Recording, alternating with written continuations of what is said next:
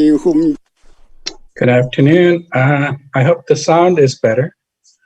I forgot to press the. Anyway, um, I hope everybody had a wonderful weekend last weekend. It was the Easter Sunday. And some of you were able to join us. Some of you are not. That's fine too. This week, we're going to take a look at what is history.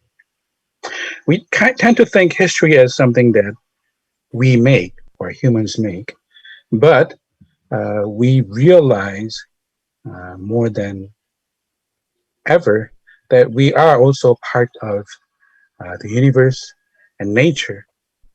And human history is really impacted by many different things, including the climate change, along with pandemics that we are facing right now. But in human history, there has been a great deal of pandemics that have really changed the flow of human history. We're not going to really go into details of that today. I'm just going to give you a framework of history has flowed until today. And within that framework, we can kind of put the pieces together. And hopefully in the future, you will visit our centers and study further in details of what does it mean that we actually harvest our history as we face the time of cosmic autumn. But today, I'm going to give you a general framework of how to look at history. And we are actually up to 16th meeting of chanting Taeeulju mantra together. And Taeeulju mantra is very important in the flow of history, especially at our time at this point. And we will discuss further about that today. So today, we're going to take a look at the meaning of history within the context of Taeeulju meditation. Or we'll take a look at the meaning of Taeeulju meditation in the context of history. And this lecture series is based on His Holiness Chongdo Sanjing lecture on October 2016. His book was just published, The Three Gates of Enlightenment. So when you get a chance, please purchase it and read the book, because most of what we're discussing today is actually in that book. And I am kind of speaking in general framework, and when you read that book, you will understand more in details. And of course, when you visit the centers and meet your teachers, you will get to understand the path of enlightenment a little more in detail, a little more in depth, and a little more ideally. In that book, it's organized of 5 chapters, and in the 5 chapters, you enter the 3 gates of enlightenment. Right now, we're in the 2nd gate, and next week, we'll be entering the 3rd gate. And within that book, there's also the workshop book that we're following, the series of workshops. And today, we are looking into the 6th workshop, what is history? And next week, we'll enter the 7th workshop, what is healing? And we really start to look at the meaning of enlightenment and healing as we enter the 3rd gate of enlightenment. So today we ask the question, what is history? And that question is a very important question, especially when we are trying to understand the difficulties that we face today, whether it's racial conflicts or pandemics or wars that's going on around us. We need to put that into context. That is, things are not occurring in vacuum. So we need to put everything into context and understand what is taking place. The early heaven, now you need to understand the language of the heaven. What does early heaven mean?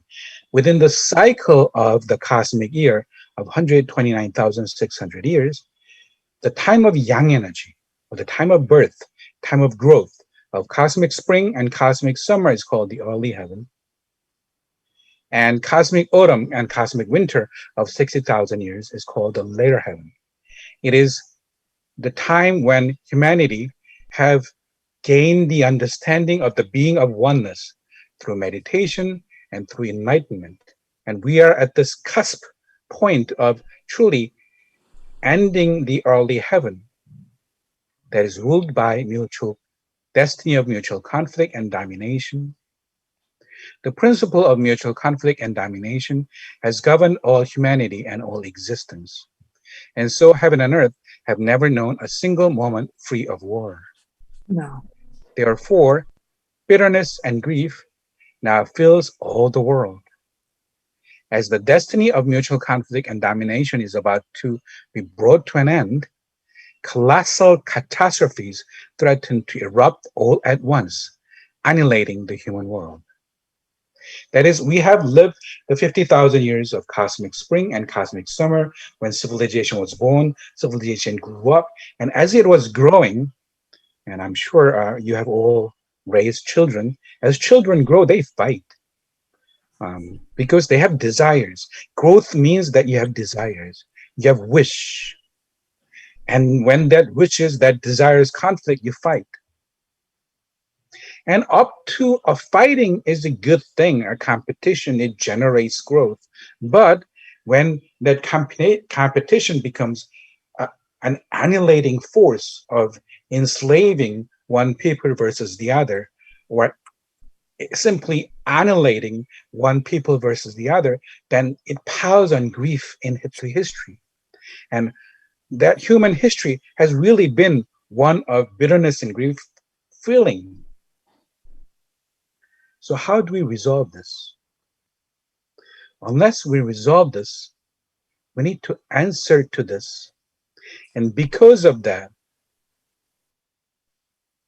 catastrophes threaten to erupt all at once, annihilating the human world. We might not have a real clear connection of the wars that is taking place today to the human history of the past. We might not have a clear connection to the pandemic that is taking place today with human history, but it is related.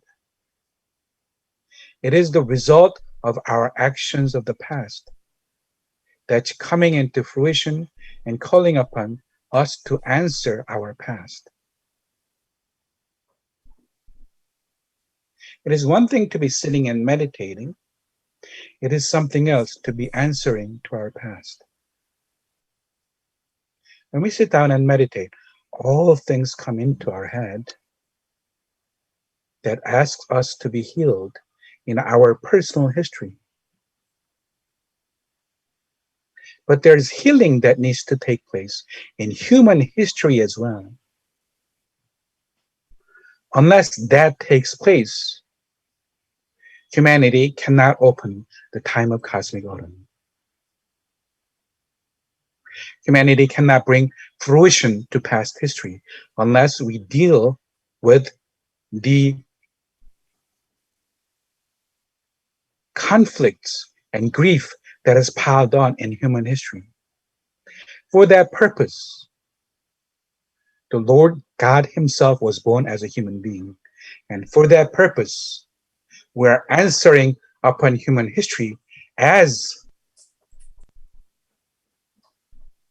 the one who is in charge of the history.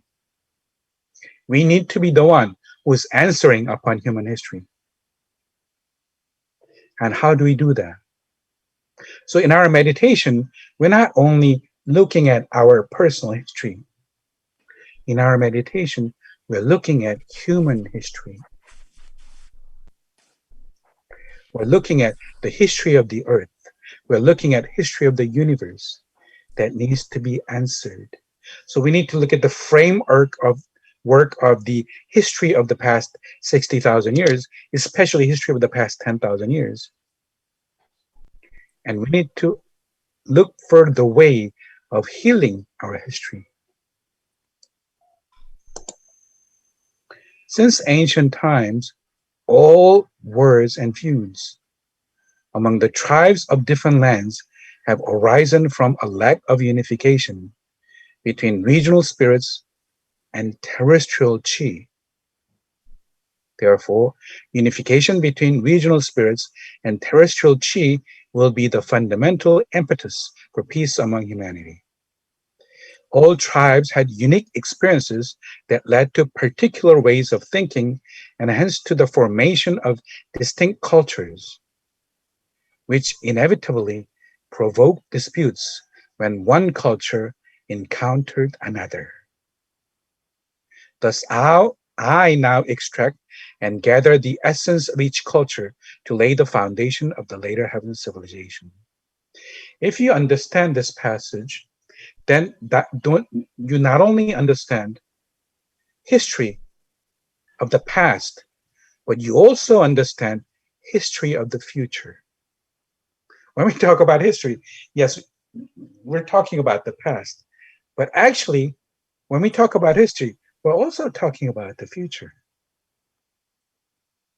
Main history is the present, but within the present, we have the past and we also have the future. When we answer to the past, we can open up the future. When we meditate, as I said before, we're not only doing a personal meditation, but we're meditating upon human civilization. When we do that, we're going to open up the future. And this is a really difficult passage. And as you uh, study further, I hope you get a chance to visit the centers and read the Dogen and truly start learning what does it mean there is terrestrial chi of regional spirits and unification between them. In the past, the borders were really strict and we couldn't really cross borders, so ethnic groups developed within the borders. But today, especially United States, we have all different cultures that came together. And each one of us actually represent terrestrial chi of where we came from, where our ancestry is.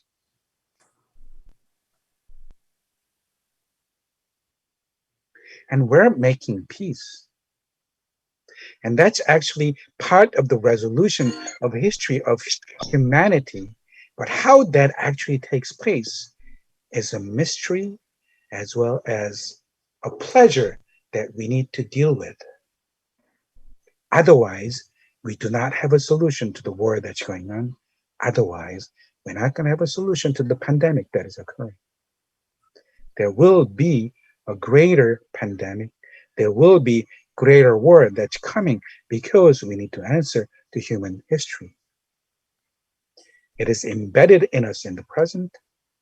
It is embedded in us into the future.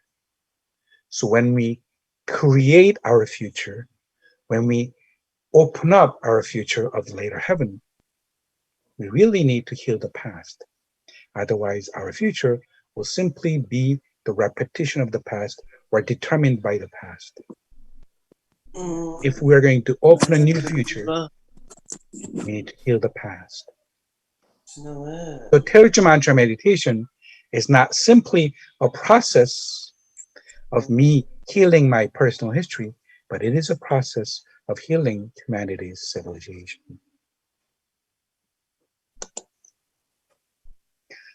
I will now ascend Hemunsan Mountain to establish a new order for heaven and earth. I will destine the great grand ties of the world through the spiritual chi of an auspicious site known as Five Immortals Playing Baduk, where two immortals contest a match, two offer advice, and one is the master of the game. The master, unable to take sides, observes the match and devotes himself solely to accomplishing the guests. Since the wherewithal of his household is not particularly lacking, the master fulfills his duties as long as he does not neglect propriety in accommodating the guests. When the match reaches its conclusion and everyone else departs, the game board and the stones return to the master. Han Gozu long ago gained the world on horseback, but we will gain the world while seated. If you are curious about how the present history is unfolding and how the future is going to look like, read this passage. It tells you exactly how the history is unfolding today. You might not think of Korea as the center of history, but if you understand how the modern history has unfolded, it has unfolded exactly as this way of 5 immortals playing the game of Baduk in Korean Peninsula. People think of World War I taking place because of some conflict in Australia. But World War I actually started in Korean Peninsula. World War I started because Russia wanted Korean Peninsula and Japan wanted Korean Peninsula. And all of the beginning of that comes from Donghak Revolution, but we'll discuss that at some other time. And through the war between Russia and Japan actually won that war, despite everyone else's expectation.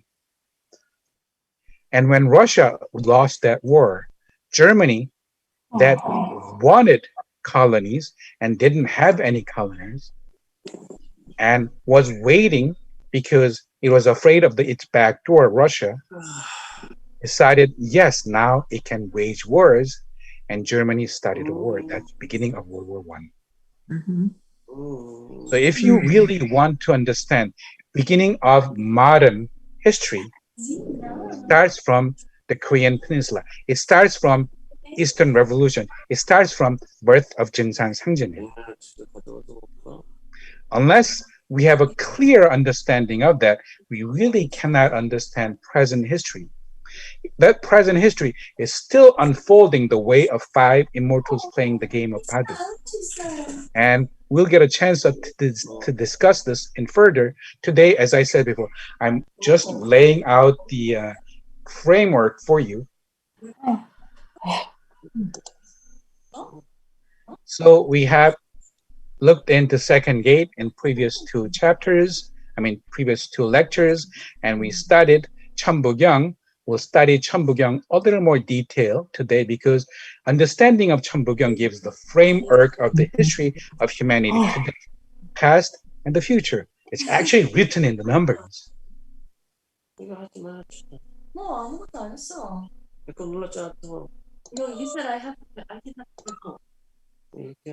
heavenly code. Sorry, I think someone else is chatting. Someone gotta stop the chatting. I'm sorry. Maybe Kim Suk? I think Celeste, I think your mic needs to be. It's Korean. It's Korean. No, Kim but Suk, there's yes, no, Master Kim, there's nobody here. It's not my sound. It is Suk. Kim Suk. Yeah, someone is chatting in Korean, I guess. Oh, I see. Hey, Kim Suk. Yes, please. Oh, I'm sorry. Sorry about that. Excuse me. Okay, now good. How are you, Celeste? I'm all right, but nice. There's nobody here. I know, I understand. Just me at the moment. So yes, we looked at the heavenly code last time, and the understanding of Taeeul first surfaces in the original scripture of the East, the Cheonbukyeong, which means the heavenly code. The scripture has never been properly introduced to the world.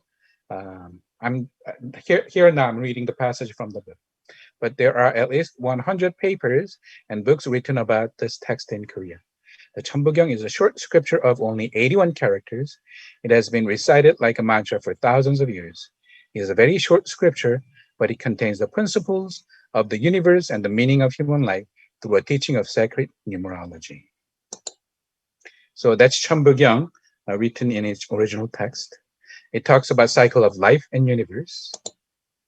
And that is Cheonbukyeong represented as symbols of mutual life giving. And Cheonbukyeong goes, 일시무실, One is the beginning, from nothingness begins one. 석삼극 무진본, one divides into the three ultimates, yet remains an inexhaustible source. 천일일, arising from one, heaven is one. 지일이, arising from one, earth is two. 인일삼, arising from one, humanity is three. So this is a text of the original 천부경. 일적 10권 무게화삼, one accumulates and climaxes at 10, as three governs the change of all things. 천이삼, based on two, heaven changes under three. 지이삼, based on two, earth changes under three. 인이삼, based on two, humanity lives under three. 대삼합육 생칠팔구, the great three unite into six, which then gives rise to 7, 8, and 9. 운삼사 성환오칠, everything moves in accordance with 3 and 4. Everything circulates under 5 and 7.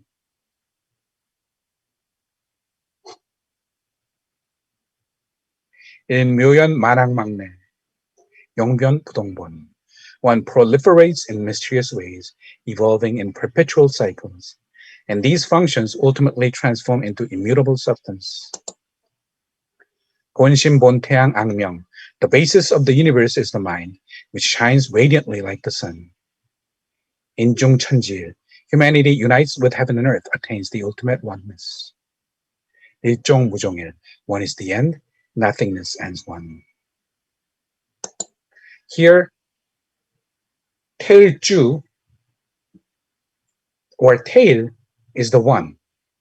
Humanity united with heaven and earth attains the ultimate oneness.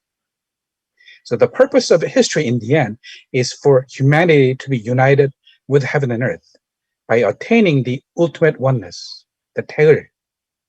So Taeil is the beginning as well as the end. It is the purpose that we're coming together into the oneness of Taeil and open the time of cosmic autumn. That is the fruition of heaven and earth.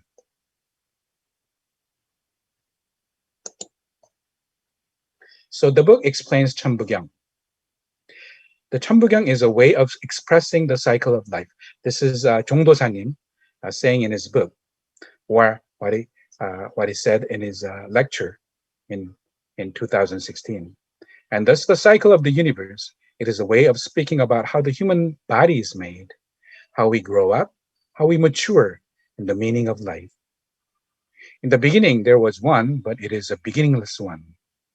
One symbolizes the ultimate existence, the origin of the universe, and the foundation of all living things. The number one also represents Tao, God, or the Creator. The number one indicates that all things in the universe come from the same source. All things come from one, but this one comes from nothingness. This oneness is also Taeil, the ultimate oneness, or Taeil, the ultimate origin of the nothingness. So within 천부경 contains meaning of Taeulju mantra. And Taeulju mantra starts from that one, that oneness, that godness, that humanity coming together as one with the godness or the creator, the God being. And it is the same source, whether it is God or humanity, coming from the same source of Taeul. And we're becoming one with that source, the ultimate origin. And then we can think of two as in units, as two, or we can think of two as the second, or we can think of it as dividing into two.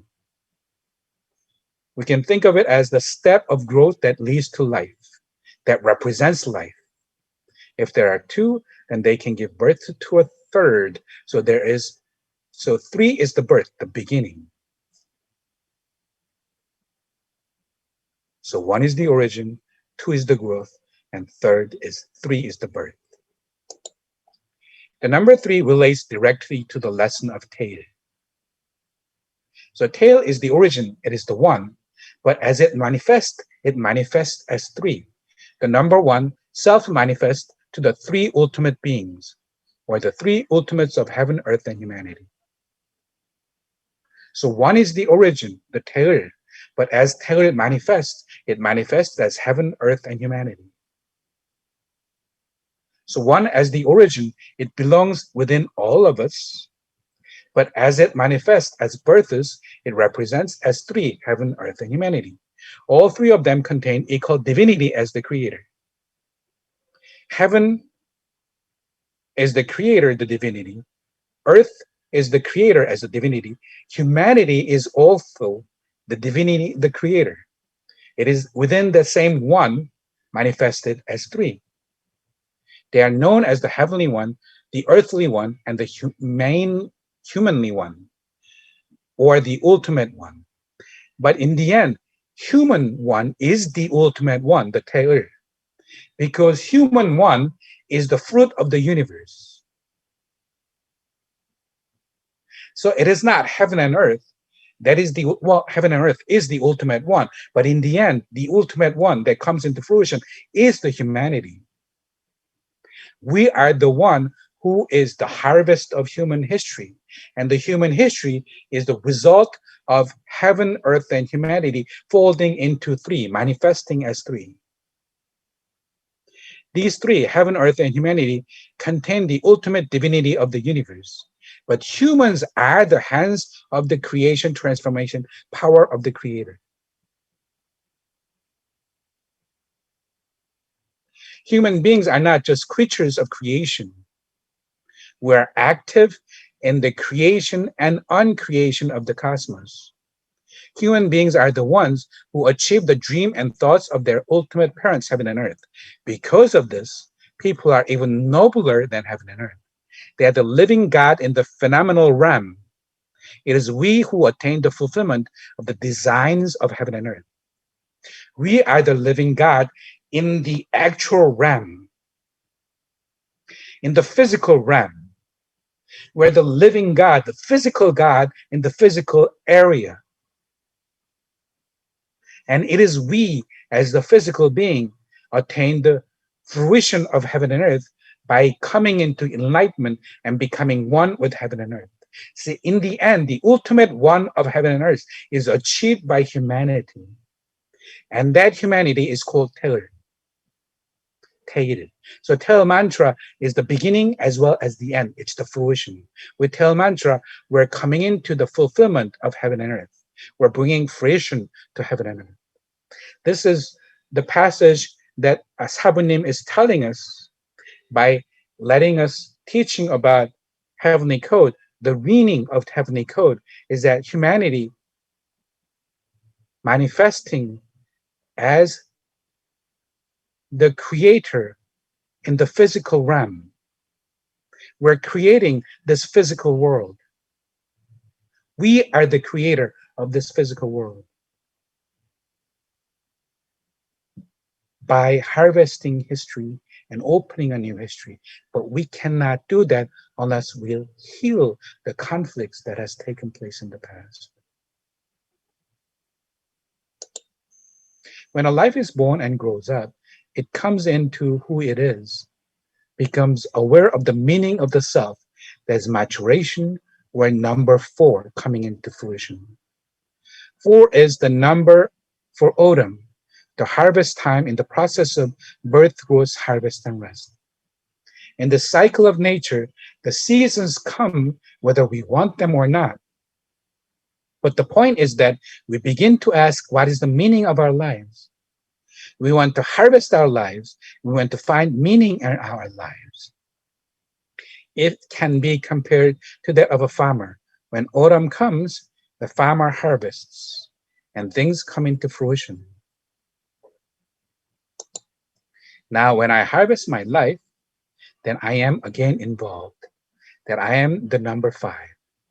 I am the one who is harvesting my life. The process of arriving at that is what meditation is. Through meditation, we reverse the energy and return to the source, which is Taeeulju. Taeeulju heaven is the place of the source of life that we're returning to, and we are becoming the source of life in this physical realm by being the Taeeulju. We are becoming the source of life. We return to the source of life, which is Taeeulju.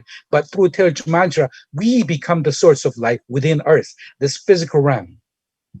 In that contracting process, I am the one who is returning home to my roots, harvesting spring and summer, and understanding the meaning of my life. I do this in meditation. The number 6. So Chambugyong is going through the numbers 1 through 10, and within the simple numerology of 1 through 10, it defines the meaning of the universe. The number 6 occurs when number 5 connects with number 1, when the enlightened self comes in touch with the energy of water. That is why the number 6 is in the center of Chambugyong.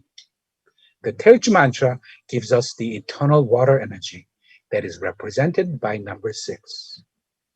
So number 1 is water, but 6 is water that has become together with number 5, that is me, so that we may become the beings of Taeeul, or Taeeul. The blessing of enlightenment that is attained through meditation is that humanity becomes reawakened. This is the will of the universe and the purpose of human life. The water of life is also referred to in Christianity. How can a man be born? Is all verily, verily, I say unto thee, except a man be born of water and of spirit, he cannot enter into the kingdom of God. Kingdom of God is not in heaven, it is on earth. We're building the kingdom of God. Kingdom of God, we're manifesting as human world by becoming one with the energy of water, that is by becoming 6, or that is by becoming Taeeul. When heaven and earth and their children, humanity, unite to become one mind, one embodiment, the sum is 6. That's such a beautiful sentence, isn't it? The number 6, and he's saying with this numbers. Like, how do you say that with numbers? The number 6 is also formed from the union of 1, 2, and 3. So 6 symbolizes all the meaning of 1, 2, and 3. Heaven's 1 is 1, earth is 1 is 2, humanity is 1 is 3. So it represents heaven, earth, and humanity all coming together. It represents the achievement of the purpose of human life. But it is only humanity that does this, who is able to accomplish this. This is the ultimate lesson of Taeeul and the purpose of the Taeeulju mantra. But to really embrace this gift, you must understand why it is so urgent that we as a people develop this practice now at this moment in time. So Chambugyong has been passed down to humanity through spoken words, through simply the numbers 1 through 10. By speaking in the numbers, people have spoken the words of heaven, earth, and humanity, and the meaning of what it means to be human being. And that simple numbers 1 through 10, Jongdosa님 is awakening that teaching and telling us what that really numbers mean. And that numbers of 1 through 10 becomes the basis of philosophy of whether it's Confucianism, Buddhism, or Taoism, or Oriental medicine. Within that simple number 1 through 10, the basis of all philosophy is embodied in there. So I hope in the future you go to Dojang and study these numbers. Well, not really numbers per se, but the meaning of the philosophy of what these numbers represent. So you can really understand the meaning of Taeeulju mantra in further, its principle. It's two different things, just chanting the mantra and chanting the mantra, understanding the meaning and the philosophy and the principle of it. All the teachings about human beings in Eastern culture have their roots in the teachings of Chambugyong. It is the original teaching of the numerology of cosmic creation that Sangjenim bestowed onto humanity. In the process of examining these sacred teachings, sages and wise men of the East and West came to realize many cosmic principles. The realization and systematizing of the cosmic principle using basic numbers led to the blossoming of the I Ching, So I Ching actually comes from these systems of numbers with 64 hexagrams. The Ha2, Hado, known as the diagram of mutual life bettering and life saving. Lu Shu, Nakso, known as magic square or known as mutual conflict diagram. The right change Chongyok. It is the codification of yin and yang, the 12 animals that are in the zodiac, the 12-month cycle, the 60-year cycle. A clock has 60 minutes, right? All that cycle, the 12-hour cycle, all of that really starts from Cheonbukyeong. It is the codification of herbal medicine. It is also the foundation of what we would call Oriental philosophy. The teachings of Taoism by Lao Tzu are probably the closest thing known in the West to the teachings of Cheonbukyeong. Out of this also came the 5 elements of Confucianism, the chakra of the body, and the acupuncture points. So basis of that is Cheonbukyeong, and Sabunim, His Holiness Jongdosanim, is laying foundation to it. And again, today I'm simply presenting to you the framework, the details of this framework. I hope you visit Dojang or contact Dojang and get to learn about it more in detail. So we need to understand our life within this cosmic framework of 129,600 years. Within that, there's cosmic spring and summer, where all things have grown through the principle of conflict and domination. And we need to open up the time of cosmic autumn by coming together in oneness through Taeeulju mantra and understanding our own roots, understanding our own ancestors, and understanding their grief and how to bring about resolution of our ancestry. Our ancestors obviously have grief in their history. So when we meditate, we're not simply doing a personal meditation, but we're meditating upon our ancestors, upon our society, upon humanity. And that principle of that, it's laid down in Cheonbukyeong, as well as I Ching or other philosophies that we all know of. And these are the diagrams that have started from Cheonbukyeong and I Ching diagrams as well. And scientifically, that cosmic cycle of 129,600 years has been calculated by Milankovitch. And he talks about the orbital shape of 100,000-year cycle, axis tilt, and axial position. And today, I'm actually going to give you a little scientific lesson. This is something that you probably learned in high school, but have forgotten. So let's take a look at the meaning of Milankovitch's cycle. Now that we know why we live in an ice house, we can begin to understand what makes the glaciers grow and retreat. Let's start with learning about how the sun warms the Earth during orbital changes. These changes are called Milankovitch cycles. Milankovitch cycle is about 129,600 years. Within that cycle, there's cosmic spring, cosmic summer, cosmic autumn, and cosmic winter. And it can actually be calculated precisely. There are 3 main orbital variations: eccentricity, or changes in the shape of the Earth's orbit; obliquity, or changes in the tilt of the Earth's rotational axis; and precession, or wobble of the Earth's rotational axis. Right now, the North Pole is pointing at North Star, but it goes to the Vega to the North Star. Let's start with the seasons. Grab the spinning axis and tilt it in the correct direction to make a northern hemisphere summer. Okay, in summertime, there's northern hemisphere summer, and then there's southern hemisphere summer, right? If it's summer in northern hemisphere, it's winter in southern hemisphere. So that means northern hemisphere is tilting towards the sun. That's what makes summertime. Correct. Because the Earth's rotational axis is tilted, there will be a period of time in the Earth's yearly orbit that the northern hemisphere is pointed at the sun, and the sun's rays strike the Earth directly.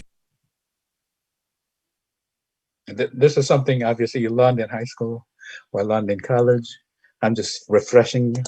Notice that at the same time and at the same latitude in the southern hemisphere, the sun's rays strike the Earth indirectly. The southern hemisphere experiences winter.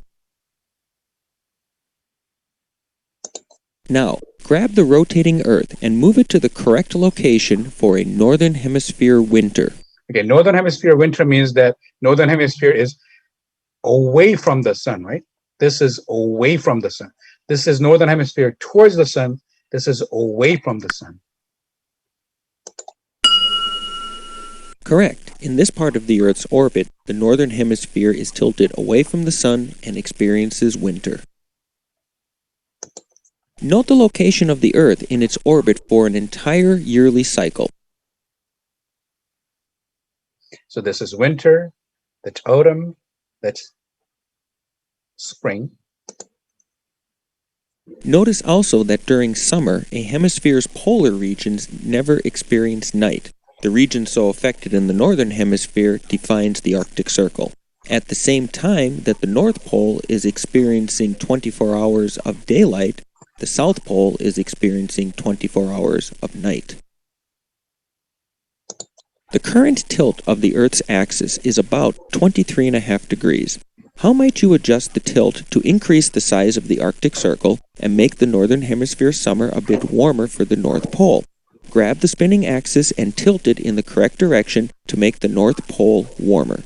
So if we actually shift it down, then it's gonna North Pole will face the sun more, right? So it'll be warmer. But actually, in reality, this is actually when we have the time of cosmic winter, but that I'll discuss later. Correct. This tilt will increase summer warmth for the northern hemisphere by increasing the area within the Arctic Circle. The tilt of the Earth's axis is in fact not fixed at 23.5 degrees. It varies from about 22 degrees to 25 degrees. This variation, called obliquity, is the first of the Milankovitch cycles. It takes about 41,000 years to complete one obliquity cycle. What else can potentially affect seasons? Of the two orbits shown above, click on the one which will provide the Earth with more variable solar radiation over the course of a year. Obviously, if it's more elliptical, then there is a greater variation. Right? Right now, we're more circular than elliptical. If it becomes more and more elliptical, in that case, that's when ice ages come. That's when cosmic winter is. So when it's more elongated and elliptical, that's when cosmic winter is. And then as it becomes more circular, cosmic spring, cosmic summer starts. And when cosmic autumn comes, it becomes very circular.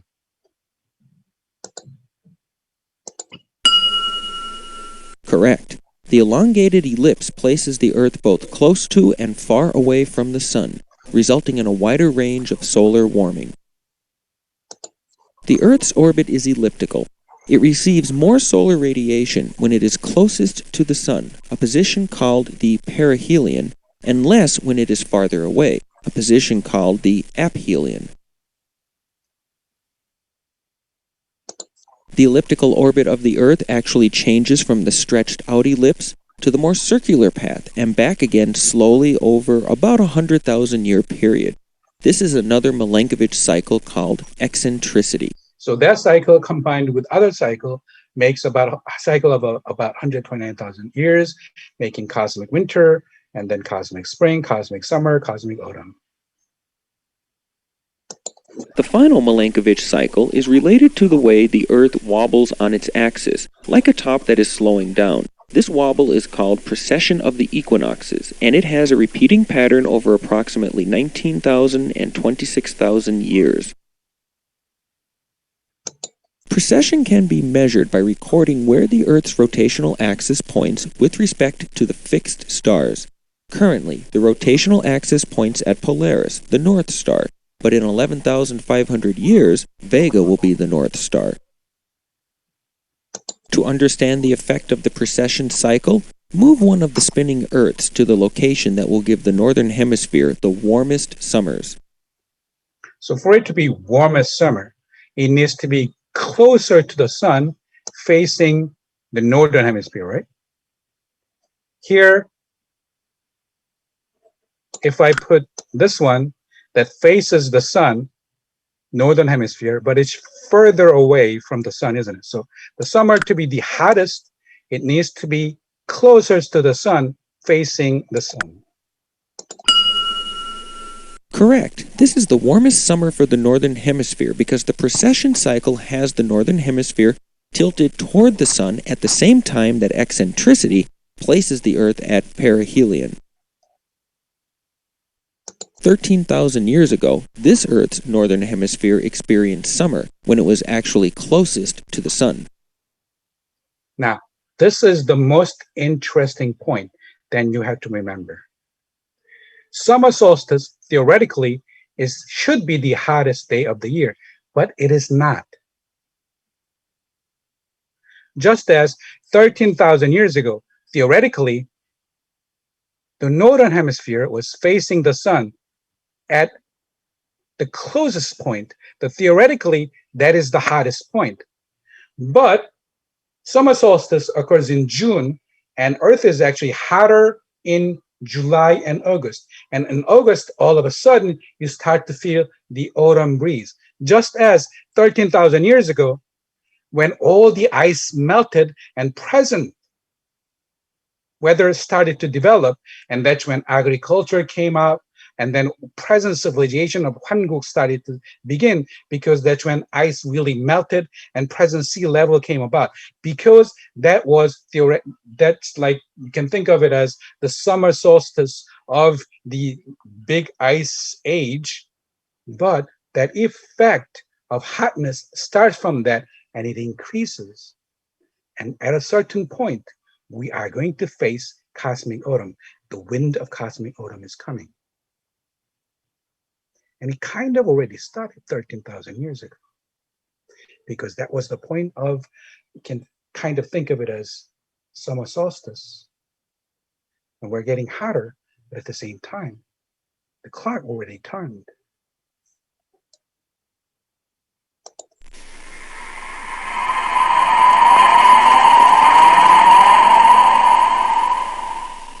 However, today, because of the precession cycle, 13,000 years later, summer occurs in the northern hemisphere when the Earth is at aphelion.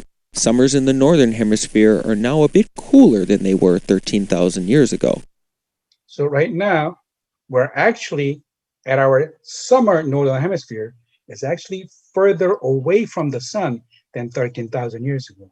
What does that mean? The clock of cosmic autumn has already started. We're feeling the after effects of summer. It's like the late August. It's really still hot, but the clock of autumn has already started.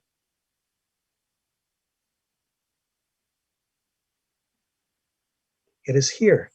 We see it in the pandemics. We see it in global warming that humanity is causing.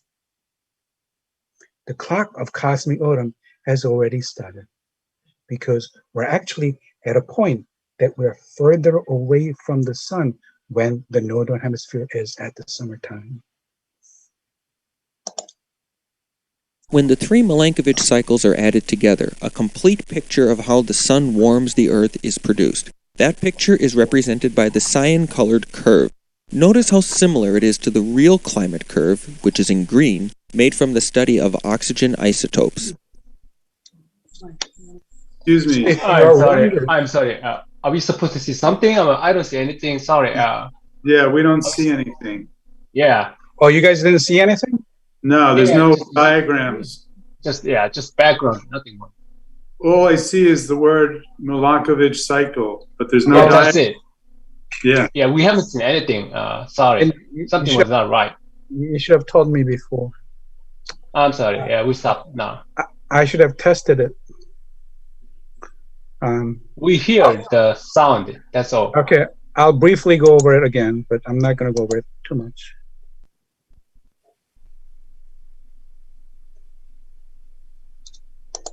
Why didn't you tell me before? Now that we know why we live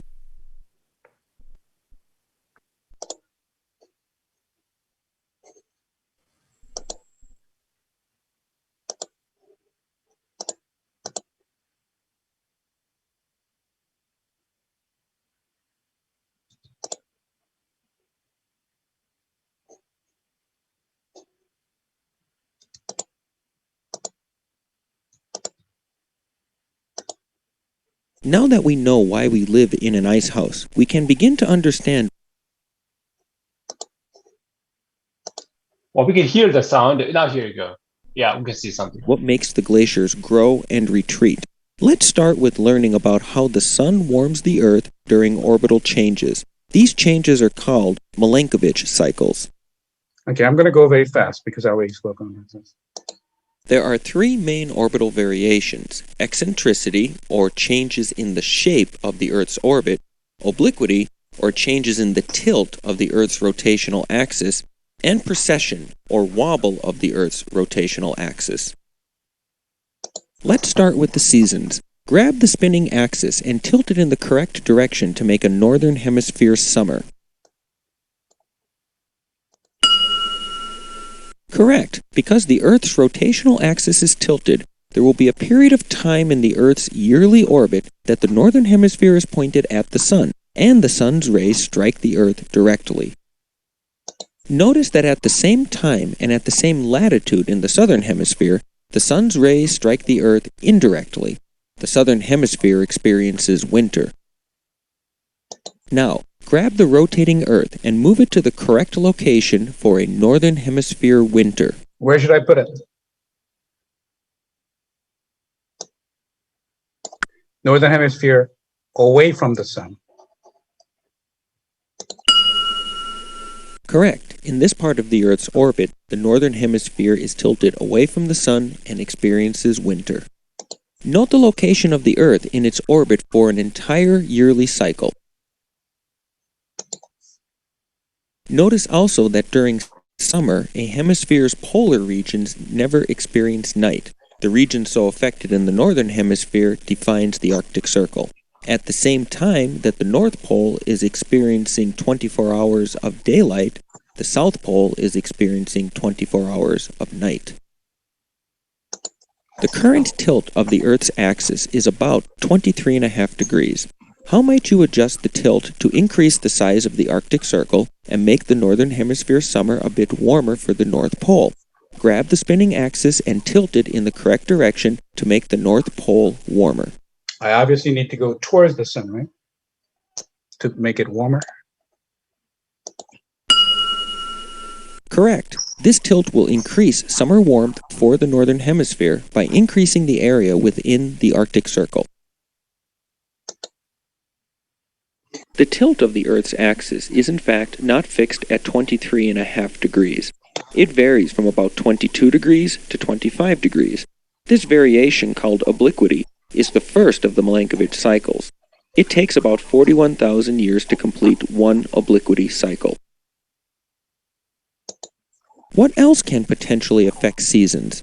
Of the two orbits shown above, click on the one which will provide the Earth with more variable solar radiation over the course of a year. Obviously, if it's more elongated or more elliptical, it's going to have more variation. So the red one is actually when it is cosmic winter. And the blue one is cosmic summer. As it becomes more round, it becomes cosmic autumn. Correct. The elongated ellipse places the Earth both close to and far away from the Sun, resulting in a wider range of solar warming. The Earth's orbit is elliptical. It receives more solar radiation when it is closest to the Sun, a position called the perihelion, and less when it is farther away, a position called the aphelion. The elliptical orbit of the Earth actually changes from the stretched out ellipse to the more circular path and back again slowly over about a 100,000 year period. This is another Milankovitch cycle called eccentricity. So that 100,000 years, it really is what is defining cosmic winter, cosmic spring, cosmic summer, cosmic autumn.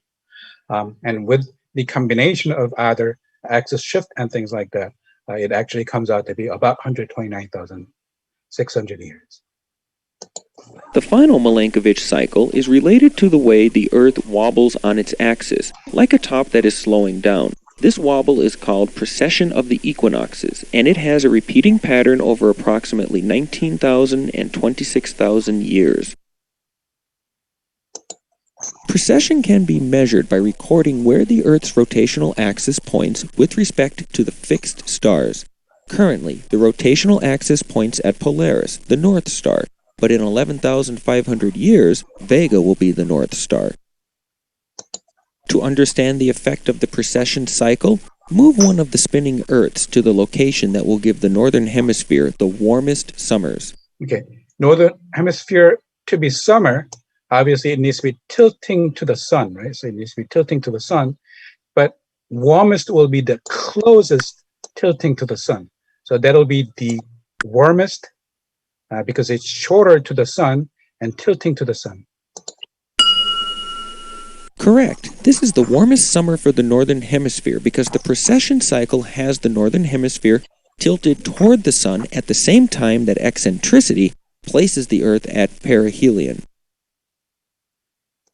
13,000 years ago, this Earth's Northern Hemisphere experienced summer when it was actually closest to the Sun. So this is the key to understanding where we stand. 13,000 years ago is really when a great deal of change in human history occurred.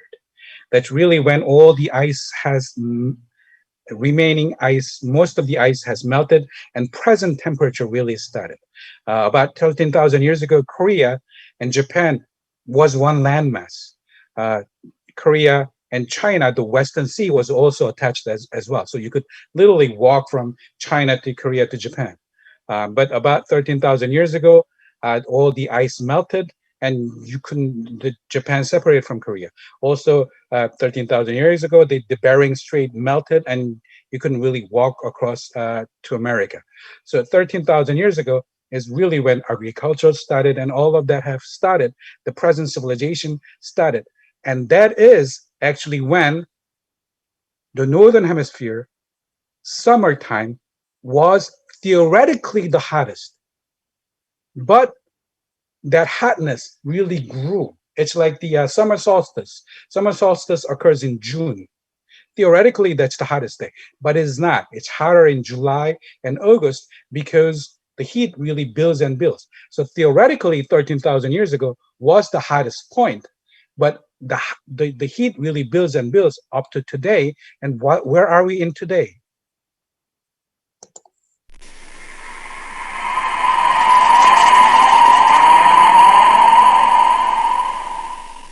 However, today, because of the precession cycle, 13,000 years later, summer occurs in the Northern Hemisphere when the Earth is at aphelion. Summers in the Northern Hemisphere are now a bit cooler than they were 13,000 years ago. Well, theoretically, because we're a little farther away from the sun when the summer is.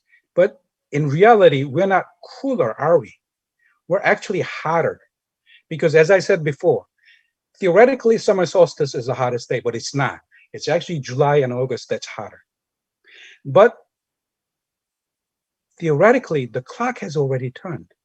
August, even though it's really hot, theoretically, the clock has already turned and autumn has already started. So even though we feel them in the midst of the cosmic summer conflicts around us, the clock has already turned and we have started the clock of cosmic autumn already.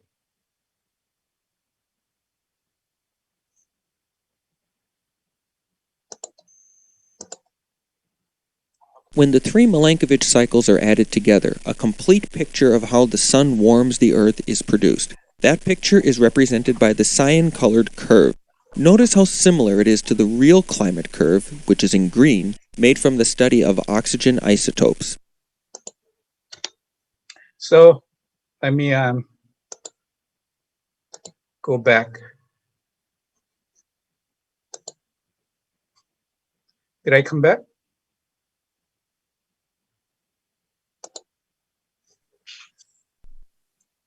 So that's the Milankovitch cycle. And if we calculate that cycle, we can actually calculate when cosmic autumn occurs. And as I said before, theoretically, the clock of cosmic autumn has already started. It's a matter of really humanity coming into awakening, because the autumn feels hot. I mean, August feels hot. It's midst of summer, but already August means the clock of autumn has already started. That is all the heaven, within the framework of all the heaven and later heaven, we are beginning to open later heaven.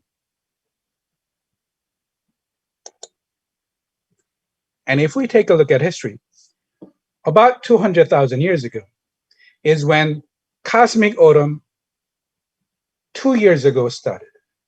If you see when did human evolution took place, that's when from cosmic summer to cosmic autumn, human evolution really takes place. That's when Homo sapiens, the present humanity, started. They started to use tools. That's the beginning of cosmic autumn 2 cosmic years ago. And 129,000 years ago is last cosmic year. And that's when Homo sapiens started to use symbolic behaviors. All of a sudden, evolution takes place. And all of a sudden, Homo sapiens, that was like rest of people-like beings, starts to use symbolic behaviors. They start to do painting. They speak language. They have art. They have spirituality. They have ancestor burials. Suddenly, humanity evolves 129,000 years ago from cosmic summer to cosmic autumn. Do you think we're ready to evolve at this point? We are also living at exactly precisely the same moment of change from cosmic summer to cosmic autumn at this year right now. Last cosmic year, Homo sapiens developed, evolved. We started to use symbolic behavior, painting, language, art, spirituality. We started to have religions. What kind of evolution are we going to have this time? This time, Jongdosanim clearly tells us we, humanity, are becoming the creator beings of ourselves. We are manifesting our reality as cosmic autumn comes. By returning to Taeeulju mantra, by becoming the Taeeulju mantra, becoming the origin and source of the light. About 50,000 years ago, this cosmic year started. And we call them Homo sapiens sapiens because there was actually a genetic change, and the great ice age came about, and people actually started to use mathematics, and we spread throughout the world, and we started the beginning of cosmic year of this year. And about 30,000 years ago, more ice melted. North America, Europe, and especially Europe was still in ice age, but actually much of Asia started to come out of the ice age. We see shamans and rituals developing, and we see division of labor taking place. And actually there is a civilization that starts to develop in Siberia, Korea, Manchuria, Central Asia. Why Siberia? That's the beginning of cosmic summer. When you think of Siberia today, you think of really cold place, but actually 30,000 years ago, Siberia was not actually that cold compared to other places. In France, we find this bone, and with little etchings, people thought when they first found this bone, well, this is probably this barbaric people. They killed animals and they made markings of how many animals they killed. And then when they looked under the microscope, and clearly they realized this was a calendar. They depicted the moon cycle, full moon and crescent moon. Can you see that? So 32,000 years ago, humanity was studying the universe. They were making their own reality. They were studying who they were. We do not call them barbaric people. They are exactly same human beings who are curious about nature, who are studying nature, who are studying science, who are had spirituality, art, sang, draw pictures, paintings, and they had lion clans or tiger clans and bear clans, represented by that statue of tiger or lion standing up. And 25,000 years ago in Siberia, you see this beautiful artistry of what Jongdo-sanim calls dragons and the universe and phoenix. 25,000 years ago in Siberia, we find these barriers uh, buried with these little bees cut with mammoth bones. There's about 40,000 of those that buried with that person. Sole purpose of making those bees was to become part of the barrier. And to make those each little bones, these bees took hours and hours of labor. So what was the purpose of it?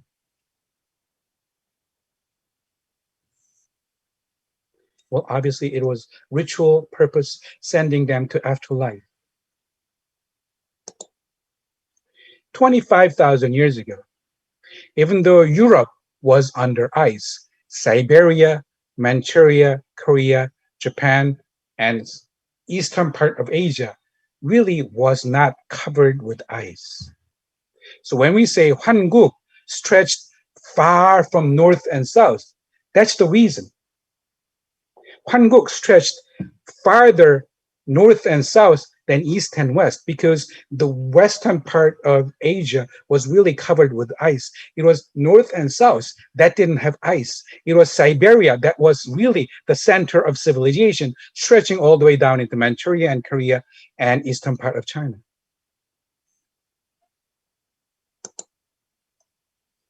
Uh, 10 to 20,000 years ago, we find footprints in Jeju Island, and we find footprints of mammoth, so they were hunting. And as I said before, you could walk from China to Korea to Japan and all the way to Alaska, chasing after mammoth. And 10,000 years ago is really when we see invention of agriculture, birth of a nation, domestication of animals, whaling, religious buildings, and beginning of present-day temperature. As you saw the cycle, right? That's really what we would call the summer solstice of the cosmic age. That's when really when the hottest point of cosmic summer, theoretically, although we're actually hotter, they started melting the ice and brought about present-day civilization. And that's really when Hwanguk started. The cosmic summer, I would say, started about 30,000, 20,000 years ago. Temperature went up significantly 20,000 years ago, starting from 16,000 to 11,000 years ago. Despite the rise in temperature, Europe still was in small ice age 3 times, called oldest Dryas, older Dryas, younger Dryas, due to the melting of miles-high ice sheets in North America. The ice sheets fall into Atlantic and cause sea level to rise and bring about drop in sea temperature. Due to the sudden temperature change, there's a large migration of population from Europe to Siberia, and people unite as one, as in Hwanguk about 10,000 years ago. And then as ice in Europe melts, people migrate back to Europe. But at 10,000 years ago, they come together in Siberia, Korea, and Manchuria in that area. From 10,000 years ago to 8,000 years ago, there are no changes in Europe. But starting from 8,000 years ago, new people came into Europe from Asia. They brought new religion. They brought slanted line pottery. It's called line pottery, and cultivated crops. In their rituals, they worshipped ancestors, broke potteries in the shape of humans and animals, and buried them with the ancestors. From 7,000 to 6,000 years ago, dolmens and stone barriers appear in Europe. and culture that values jade appears. And European scholars claim that 90% of all modern Europeans are descendants from the migrants from Asia from 20,000 to up to 6,000 years ago. So that Hanguk spreads. And the reason that Hanguk starts to spread is because starting from about 6,000 years ago, those Central Asian places becomes desert-like places, and then they start to spread all across the world. And 12,000 years ago, if you go to Turkey, there's a place called Göbekli Tepe, where you find these religious structures built about 12,000 years ago. Europe, 7,000 years ago, we start to see linear pottery coming in from Korea, Asia. And 6,000 years ago, you start to see these dolmens coming in and religious ancestral worship. And 3,000 years ago, direct people come in. And all of that, the beginning is the Hanguk. If you look at Korean Peninsula, you find first whaling ships 10,000 years ago, and they have the records of that depicted on the wall paintings. First rice cultivation occurs in Korean Peninsula about 15,000 years ago. First pottery occurs about 10 to 20,000 years ago in Jeju Island. Remember, at that time, it wasn't an island. First dolmens appear about 8,000 years ago. The line potteries that appears 8,000 years ago, and it migrates all around the world. Actually, you find those line potteries in America as well. First domestication of dogs occurs about 50,000 years ago. Dolmens spreads around the world. And then 6,000 years ago is really when ethnic and cultural identities start. And true importance of ancestors start. And we see the dolmens and pyramid builders spreading around the world. And written words start to appear, metalworks appears, and we start to have boundaries and words. So that is the climax of cosmic summer starting from 6,000 years ago. And that's really the history that we need to deal with, starting from 6,000 years ago to the present. Those are the history that really we need to resolve. And that is also, we see first depiction of meditation culture from Hongsan culture, representing heaven in circle, earth in square, human in triangles. And we see statues of people sitting and meditating and representing themselves as a bear clan. And 10,000 years ago, bear clans existed everywhere. They existed in Europe, Siberia, Korea, America. If you see the bottom here, this is the European representation of the bear clan. You see there's a woman sitting and the bear under the tree. Exactly the same representation as the Korean representation of bear. And this, on the right side, is the bear representation of American Indian. The bear has traditionally meant many things to Native people. That means American Indian, including awakening after a long hibernation. Sending someone to their burial with such a symbol of rebirth will link them to the renewing cycle of life, the cycle of the cosmos, the cosmic cycle. Since we're kind of running out of time, at this point, I'm simply going to speed up, so we will have time to meditate. So.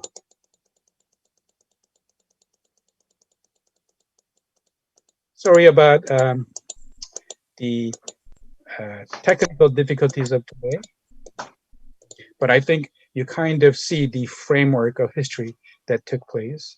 So as long as you do that, that's fine. And the main thing is that with Taeeulju mantra, we open the future of cosmic autumn. So let's chant Taeeulju. Teacher, wait a second. Can you just stop the chanting or skip the chanting today? We can chant our home individually, but can you just talk about it, just some material? It's a very interesting material, and it's already 1.5 hours past the previous. Do that? All right, so let's go back. Yeah. Okay. Yeah, we can chant it by ourselves. Okay. In that case, let's talk about dolmens. Dolmens is really part of the ancestor offering culture that with the introduction of dolmens into Europe, and 30% of dolmens exist in France, about 50% of dolmens exist in Korea. And if you think about that, that's really interesting. Within the continent of Asia, if you include Europe as part of Asia, this within continent, at the one end is Korea, and at the other end is France. Because England, you got to actually cross the water. So, and Japan, you actually have to cross the water. So at both end is the 80% of all dolmens in the world. In Korea, there's 50% of dolmens. And then there's 30% of dolmens in France. And they all, both their purpose is the ancestor offering or barrier of the ancestors. So why at the end? We know that first dolmens appeared in Korea about 8,000 years ago. And then it flourishes 6,000 and 5,000 years ago in Korea. And then about 6,000 years ago, it enters into France. And it enters with the culture of ancestor offering as well. And it goes to Ireland and other places as well. And in Korea, as we go into the time of ancient Joseon, the ancestor offering becomes more systematic with the sword and mirror and the bells. And that becomes a three representation of the offering to the heaven. So it is a way of the shamans coming together with the spirits of heaven and earth and humanity, and it's symbolizing with the sword, it's symbolizing with the mirror, and that mirror, you hold it in your chest and it reflects the sun. It's not like the mirror that you look at the face, but it's actually the mirror that you reflect the sun. So you symbolize the sun, and with the bell, you're calling upon the spirits. And with the sword, you represent the human. So you are the human that's reflecting the sun and calling upon the spirits. And in Korea and Manchuria, there exists about 20,000 pyramids. In Mexico, it exists about 2,000 pyramids. In Egypt, there are about 200 pyramids. Of course, the pyramids in Egypt is humongous, but there is actually a lot of pyramids in Manchuria, which is the building of Goguryeo. And those pyramids also represents the ancestor offering. And today, if you go to Korea, you'll see these ancestor offering occurring every day. And if I talk about my own ancestor, I have the last name Kim in his medal, and my ancestor is actually the founder of the nation of Gaia about 2,000 years ago. And you see his portrait right there, and you see his tomb there. And people get amazed that I actually have the portrait of my ancestor 2,000 years ago, who founded my last name Kim. He was the founder of the nation called Gaia. It was a city-state that did a lot of trading with all around the world with iron. They made square irons, and they traded all around the world. And we know they traded all around the world because he actually received his wife from India. And in his tomb, there's a symbol of two fishes looking at each other. And it's not really two fishes looking at each other. It's actually two fishes guarding the stupa in the middle. The stupa represents the spirits. It represents the worship. It represents the spiritualness of humanity in the middle, and the two fishes are guarding it. And you see the same symbol in India, in Hinduism, and you see the exact same symbol in Sumeria. There's two fishes guarding the god in the middle exists in Mesopotamia, in Persia, in Sumeria. 6,000 years ago, it exists in India, and it exists as family crest of Kim family. What is the connection? I'll let you think about that. And we know that he traded all around the world because he actually received his wife from India, And she actually brought that stone. I don't, well, you can see that stone, right? That stone is one of those stones where I'm sure you've seen, like the Indian people putting red colors on their forehead that represents enlightenment. And that is the stone that makes the red dye that you can put on your face. And that stone does not exist in Korea, only in India at a certain place. And she's supposed to have come taking the ship. That is, one day, it says that her parents had the same dream. And in that dream, Sangjanim, the Lord God himself, came to them and said, you must send your daughter to Korea to get married. So they sent their daughter to Korea to get married. That sounds very random, but that fact probably means that there was a great deal of trade between India and Korea at that point as well as we know that this Kim Gaya traded all around the world with its iron that they made. That they had the most advanced iron technology at that point. So she came from India to get married. And the story goes that Korea has the most number of last name Kim, the family of Gaya, Kim Kim, and all descendants of Kim Kim, or all descendants of last name Kim from the Gaya family, from the original founder, King Suro, has a black spot in their body below their waist when they're born. So when my son was born, I looked at him and he had that black dot right there. So if anybody claims that, oh, I am a descendant of last name Kim from Kim family, tell them to take their pants off and then see if they actually have that black dot. If they don't have it, well, then they're not. Well, maybe not. Anyway, but that's the story. And my son actually had one. So we need to understand human history within the context of cosmic year. Otherwise, if we simply look at history in a linear fashion and simply going forever in this linear way, then it's not really going to make any sense. Cosmic summer started about 30,000 years ago. And really our present civilization of cosmic summer started about 10,000 years ago.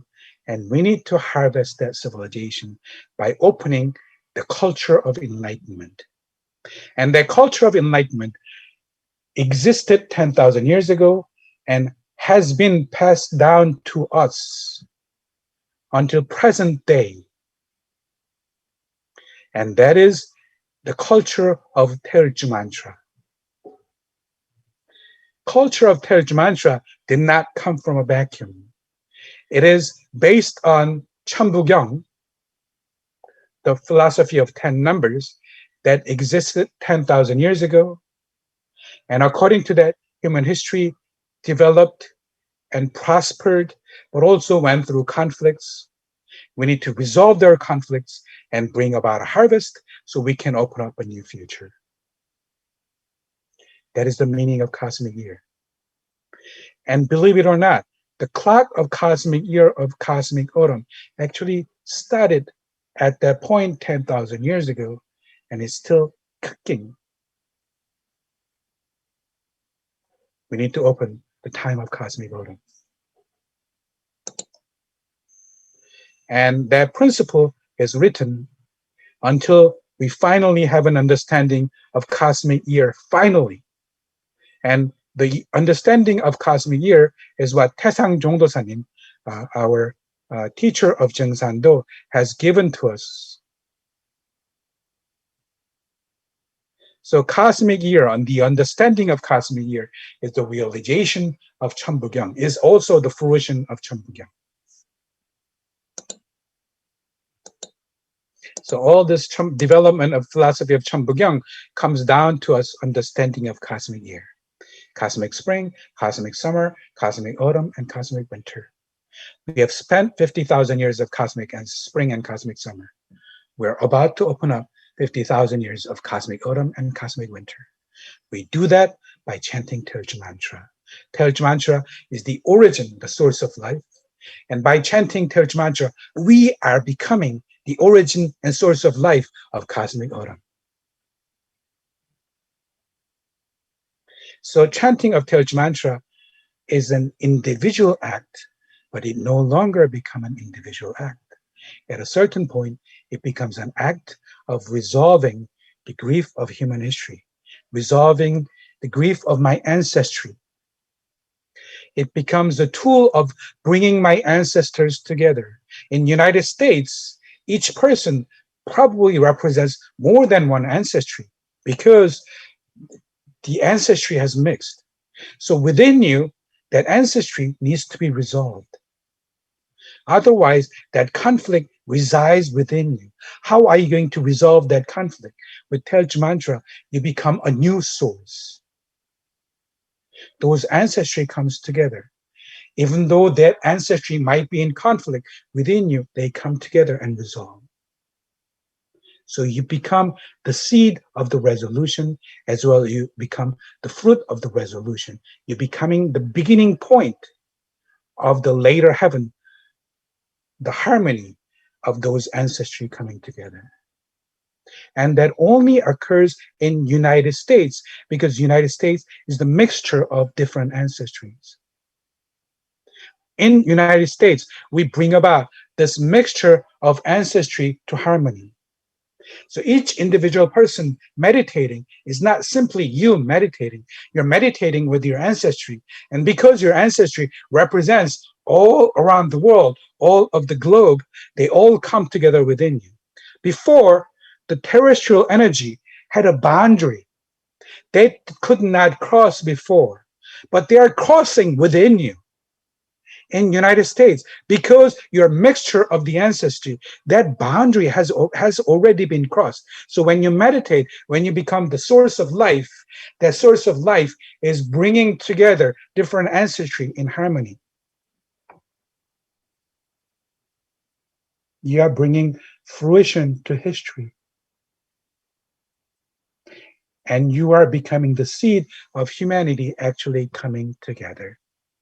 Humanity opening the gate of later heaven. Yes, on the surface, we see all these racial tensions occurring. How do we resolve it? By resolving that tension of ancestry within me first. And that's the meaning of opening later heaven. And that's the meaning of Taeeulju. All right, so even though we're late, let's at least chant Taeeulju mantra 21 times. All right, that's not a problem. We can chant it.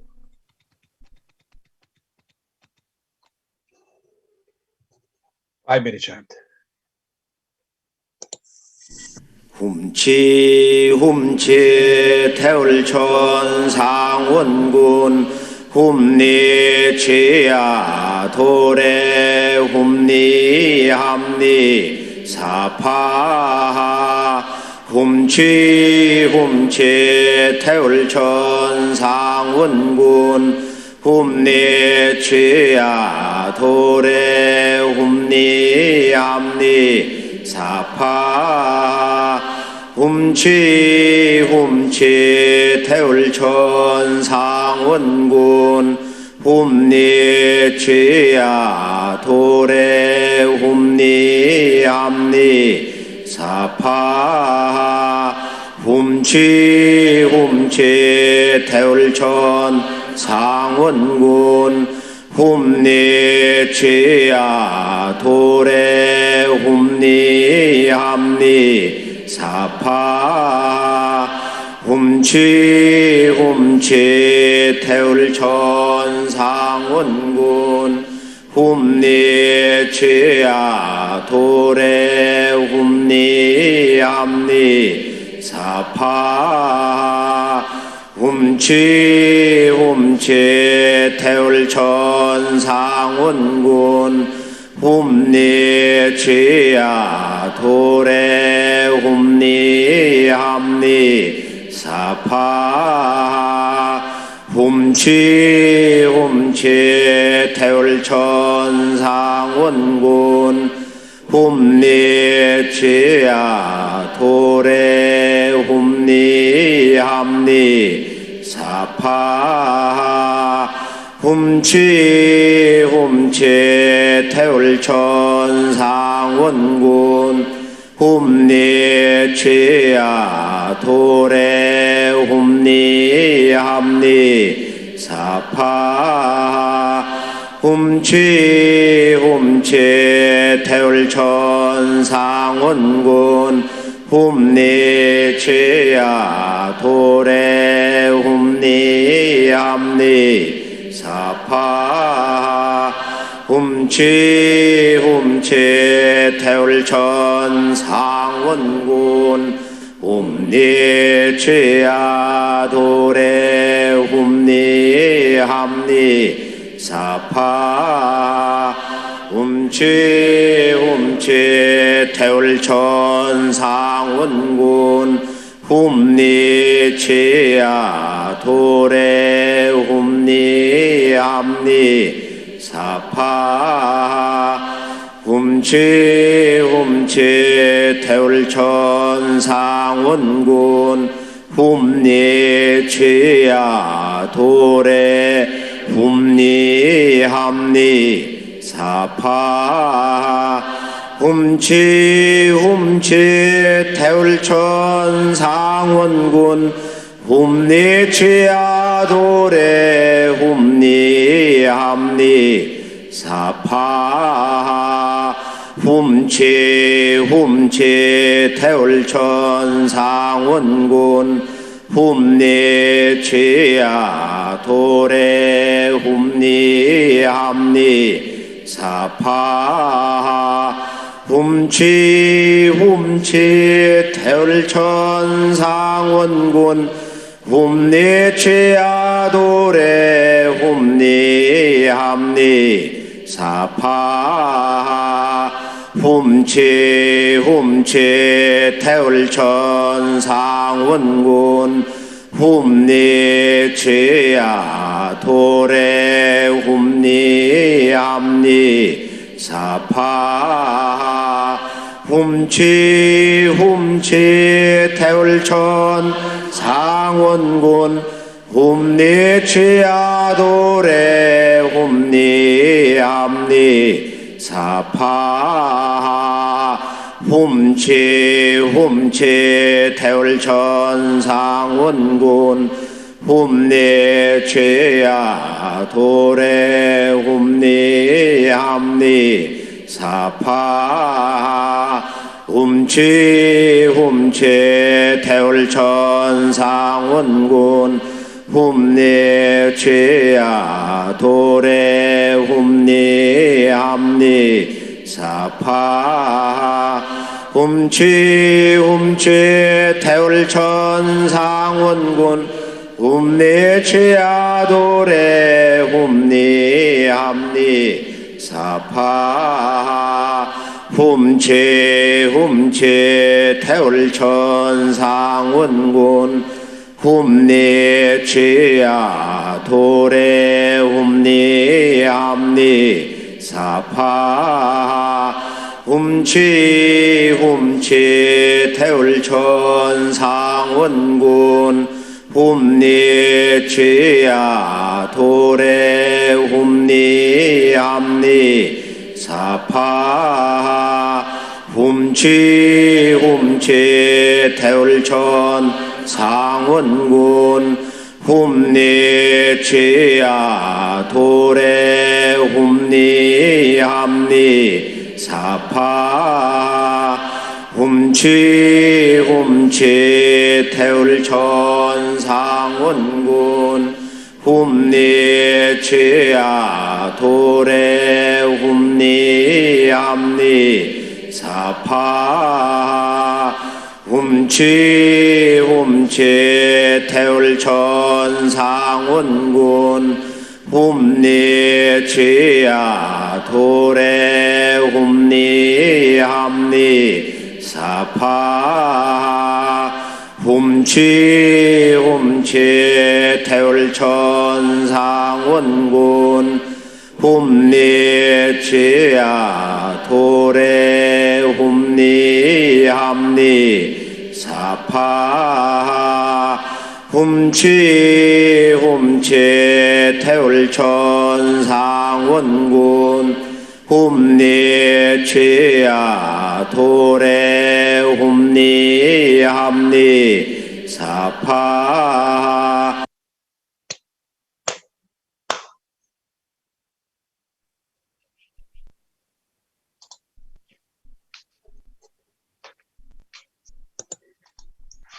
Again, I apologize for technical difficulties. Next week, we'll be entering the third gate of enlightenment. As we do, we'll find out how do we actually resolve the conflicts of ancestry that is within me. How do we actually bring about the understanding of humanity with Taeeulju mantra? What does it mean to become a human being today? So as we enter the third gate of enlightenment, we truly enter now the place where we, as a human being today, open the manifested reality of tomorrow by bringing harmony of conflicting ancestries within me, which bringing harmony into the world. In my Taeeulju mantra meditation, as I become the source of harmony and oneness with Taeeulju mantra as I am. Thank you. Again, I apologize for technical difficulties. Thank you. It was very exciting lecture. Thank you. Thank you, Yanam Kim. Have Thank a you, nice Nana. evening, everyone. Good to see you. Thank you. Thank you, John. Thank you. Good night. Yes, we didn't get to meditate long. We'll do that next time. Thank you so Bye, much. And everyone. I'm sorry for the interruption earlier. I was sick, and I guess I pressed the wrong button accidentally. Sorry about that. I hope you feel better. Thank you.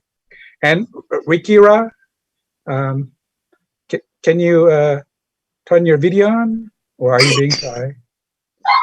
No. Can you turn your video on and say hello? My hair is messy. All right, never mind then. We'll see you later. Bye. And Madeline, I hope you enjoyed your Easter last week.